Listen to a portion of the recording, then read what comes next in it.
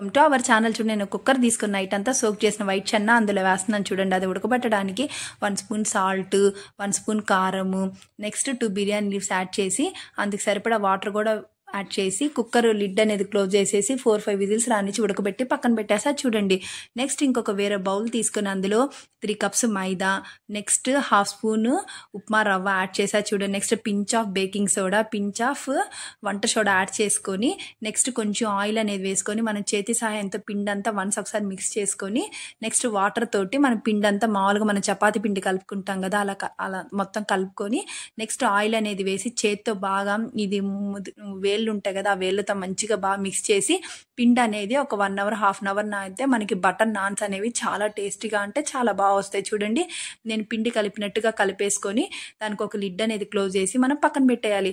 Next చూడండి, మనం చెన్న already ఉడకబెట్టి పక్కన పెట్టుకున్నాం కదా, వేరొక ప్యాన్లో ఆయిల్ వేసి నెక్స్ట్ అందులో మసాలా దినుసులు వేయాలి.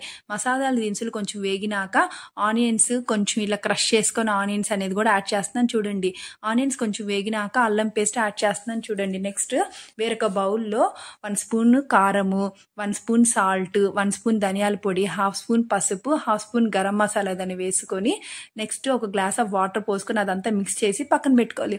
నెక్స్ట్ మనం పొయ్యి మీద చూడండి, ఈ కర్రీ కోసం ఆనియన్స్ అంతా వేగిపోయింది ఆ పేస్ట్. నెక్స్ట్ టమాటా ప్యూరీ అనేది యాడ్ చేసా. చూడండి, ఆ టమాటా ప్యూరీ ఉడకడానికి లిడ్ 5 మినిట్స్ క్లోజ్ చేస్తే లిడ్ ఓపెన్ చేసాక చూడండి ఇలా ఆయిల్ అంతా పైన తేలుతుంది కదా, అలా తేలినప్పుడు మనం ఇందాక బౌల్లో అంతా మిక్స్ చేసుకున్నాం కదా ఉప్పు కారం అవన్నీ, ఆ వాటర్ అందులో యాడ్ చేసేయాలి.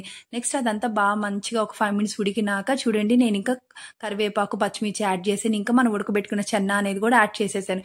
కొంచెం చెన్నా ఇలా మిక్సీ పట్టి ప్యూరీ లాగా యాడ్ చేస్తున్నాను. చూడండి, అలా చేయడం వల్ల మన కర్రీ చిక్కగా వస్తుంది, కొంచెం టేస్ట్గా కూడా ఉంటుంది. నెక్స్ట్ ఒక 5-10 మినిట్స్ అది లిడ్ ఓపెన్ చేసాక చూడండి ఇలా పైకంతా నూనె తేలింది. ఇంకేముంది, మనకి చోలే చెన్నా కర్రీ రెడీ అయినట్టే. ఆల్రెడీ మైదా 1/2 అవర్ నానిపోయినాక చూడండి ఇలా మనం ఎలా చేత్తో తీసుకుంటే అలాగా మెత్తగా వస్తుంది.